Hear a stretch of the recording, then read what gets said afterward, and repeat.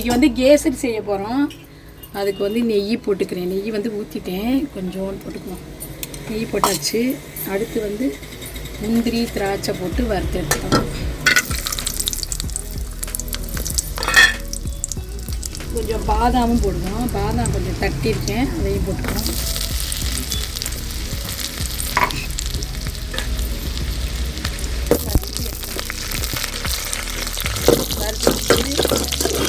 திராட்சை வந்து நல்ல பபுள் மாதிரி வந்து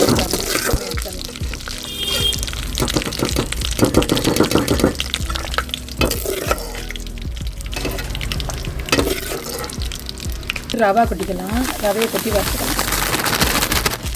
ரவையை வந்து நம்ம நெய்யில் தான் வறுக்கணும். நெய்யில் வறுத்திங்கன்னா தான் கேசரி வந்து உதிரி உதிரியாக வரும்.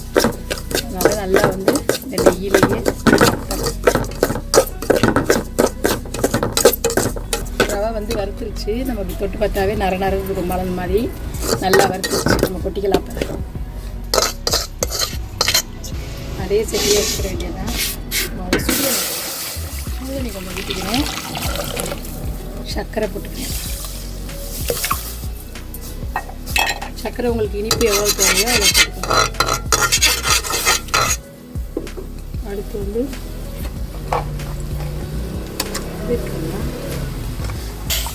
சர்க்கரை வந்து நல்லா கரைஞ்சிருச்சு. இப்போ நம்ம அடுத்து வந்து ஏலக்காய் தூள் போட்டுக்கலாம்.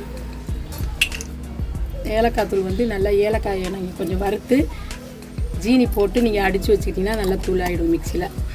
அடுத்து கொஞ்சம் உப்பு போட்டுக்கணும். கொஞ்சம் உப்பு தூள் கொஞ்சம் ஒரு துளி. அப்போ தான் சர்க்கரை வந்து இனிப்பு எடுக்கும். அடுத்து தேங்காய் எண்ணெய் கொஞ்சம் ஊற்றிக்கிறேன். தேங்காய் எண்ணெய் நீங்கள் ஊற்றுனீங்கன்னா உங்களுக்கு வந்து கேசரி ஒட்டாமல் நல்லா உருண்டு அல்வா மாதிரி வரும். அதுக்காக தேங்காய் எண்ணெய் கொஞ்சம் நல்லா கொதிக்கட்டும் தண்ணி. அடுத்து நம்ம வந்து கேசரி பவுட்ரு போட்டுக்கலாம். கேசரி பவுட்ரு உங்களுக்கு என்ன கலர் வேணுமோ, எல்லோ கலர் வேணுமோ அது போட்டுக்கோங்க. இல்லை கேசரி கலர் போட்டுக்காமலும் போட்டுக்கோங்க.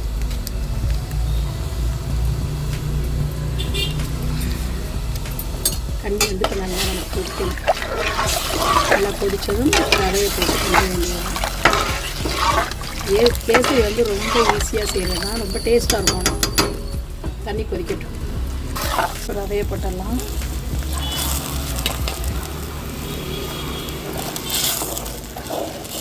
இது போடும்போது உங்களுக்கு நெய்யில் வந்து நம்ம வறுத்துக்கிறதுனால கட்டியெல்லாம் விழுகாது. பயப்படாமே போடலாம்.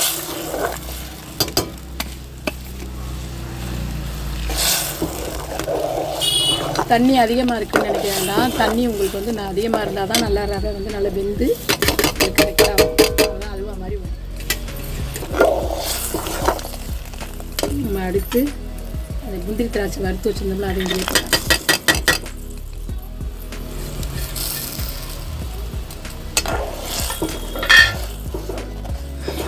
அடுத்து வந்து நெய் போட போகிறோம். நாங்கள் வீட்டில் செஞ்சது.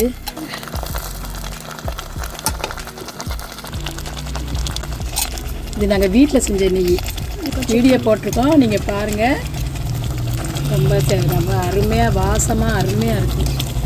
நாங்கள் வீட்டில் வந்து பால் வாங்குகிறோம்ல, பசும்பால் வாங்குவோம். அதில் எடுத்து ஆடை எடுத்து வச்சுருந்து அதில் வந்து செஞ்சது. சூப்பராக இருக்கும். இந்த நெய் வாசமாக இருக்கும், நல்லா டேஸ்ட்டாகவும் இருக்கும். காலையில் கூட வெறும் வயிற்றில் ஒரு ஸ்பூன் சாப்பிட்டா உடம்புக்கு ரொம்ப நல்லது. நல்லா உருக்கி சாப்பிட்லாம். பாருங்கள் அல்வா மாதிரி வந்துருச்சா கேசரி. பாருங்கள் அல்வா மாதிரி வந்துருச்சு. அவ்வளோதான், ரெடி ஆகிடுச்சு. நினைக்கிறேன் ரொம்ப டேஸ்ட்டாக இருக்கும். நீங்கள் தீபாவளிக்கு செஞ்சு பாருங்கள். ரொம்ப ரொம்ப ரொம்ப டேஸ்ட்டாக இருக்கும். நம்ம விரும்பி எல்லோரும் சாப்பிடுவாங்க.